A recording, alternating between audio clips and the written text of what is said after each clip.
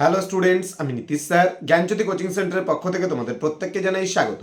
তো স্টুডেন্টস, আজকে আমি তোমাদের সঙ্গে আলোচনা করব আধুনিক ভারতের ইতিহাসের একটা অতি গুরুত্বপূর্ণ টপিক, সেটা হচ্ছে অন্ধকূপ হত্যা বা ব্ল্যাক হোল ট্র্যাজেডি। অর্থাৎ প্রশ্নটা দুভাবে তোমাদের আসতে পারে পরীক্ষায়, যে অন্ধকূপ হত্যা বলতে কি বোঝো, এবং বলতে পারে যে অন্ধকূপ হত্যাকে কি তুমি অতি কথন বলে মনে করো। প্রশ্নটা কিন্তু এই দুভাবে তোমাদের আসতে পারে। তো স্টুডেন্টস, যারা আজকে ফার্স্ট টাইম আমাদের ইউটিউব চ্যানেলে ভিডিওটি দেখছো, তারা অবশ্যই চ্যানেলটিকে সাবস্ক্রাইব করে পাশে থাকা বেল আইকন অল প্রেস করে দাও এবং ভিডিওটি বন্ধুদের সঙ্গে শেয়ার করে দাও, যেন প্রত্যেকের কাছে আজকের এই ক্লাসটি পৌঁছাতে পারে। তো স্টুডেন্টস, ক্লাসটি শুরু করার পূর্বে তোমাদেরকে বলবো, তোমরা যদি অনলাইনে আমাদের কাছে অ্যাডমিশন নিতে চাও এবং পড়তে চাও, তাহলে অবশ্যই যোগাযোগ করবে ডেসক্রিপশন বক্সে দেওয়া নাম্বারে। আমাদের নাম্বার 7076398606 নাম্বার। চলো শুরু করছি আজকের ক্লাসটা। তো অন্ধকূপ হত্যা কি? দেখো, সিরাজউদ্দৌলা ছিলেন বাংলার নবাব। তিনি যখন কলকাতার ফোর্ট উইলিয়াম দুর্গ দখল করেন, তখন কিন্তু সেই দুর্গেরই একটি ছোট্ট ঘরের মধ্যে বেশ কিছু ব্রিটিশ কর্মচারীদের কিন্তু বন্দি করে রাখেন। ওকে, যদি হলওয়েল একজন ব্রিটিশ কর্মচারী ছিলেন, তার বিবরণ অনুযায়ী জানা যায় যে সিরাজ কলকাতার ফোর্ট উইলিয়াম দুর্গ দখল করে সেখানকার একটা ছোট্ট ঘর, অর্থাৎ সেই ছোট্ট ঘরের মাপ ছিল দৈর্ঘ্যে 18 ফুট এবং প্রস্থে কিন্তু ছিল 14 ফুট। তো এইটুকু একটা ঘরের মধ্যে 146 জন মানে ইংরেজ কর্মচারীকে বন্দি করে রেখেছিলেন দরজা জানলা বন্ধ অবস্থায়। ফলে শ্বাস বন্ধ অবস্থায় বা শ্বাসরুদ্ধ অবস্থায় সেখানে 123 জন মানুষ মারা যায়।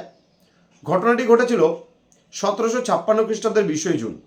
এই ঘটনাটিকে ইতিহাসে অন্ধকূপ হত্যা বলা হয়েছে। তো এবার পরের প্রশ্নটা যদি আসে, যেটা আমি বললাম যে অন্ধকূপ হত্যাকে কি তুমি অতি কথন বলে মনে করো? অতি কথন মানে কি, কাল্পনিক বলে মনে করো? তোমার কি মনে হয়? তোমার উত্তরের সাপেক্ষে যুক্তি দাও। যদি এই প্রশ্নটা আসে, তবে কিন্তু অন্ধকূপ হত্যা কি এই পার্টটা প্রথমে তোমরা লিখবে।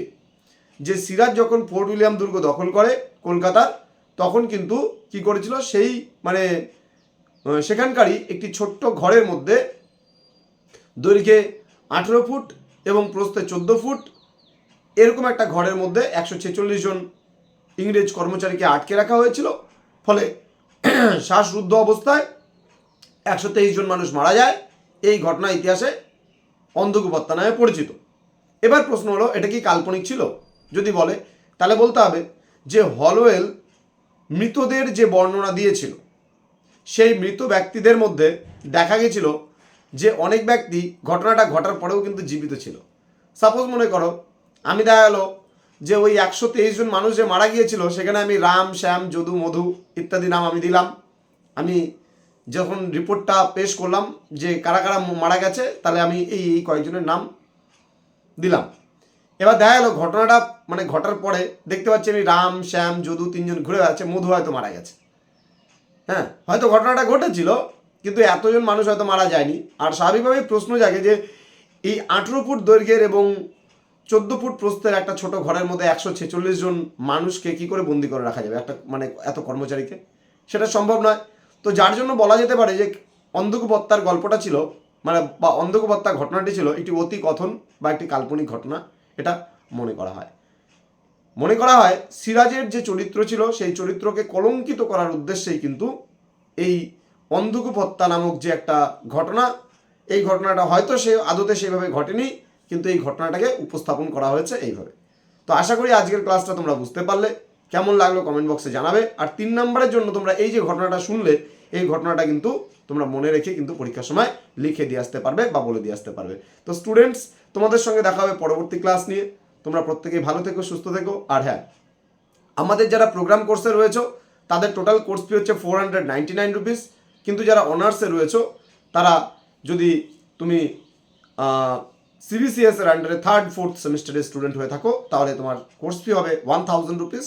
এবং অনার্সের যদি তোমরা 5th আর 6th সেমিস্টারে আমাদের কাছে পড়তে চাও, তাহলে তোমাদের কোর্স ফি হবে মাত্র 1500 রুপিস। তো স্টুডেন্টস, তোমাদের সঙ্গে দেখা হবে খুব তাড়াতাড়ি পরবর্তী ক্লাস নিয়ে। তোমরা প্রত্যেকেই ভালো থেকো, সুস্থ থেকো। Thank you so much. Thanks for watching. After all, thank you.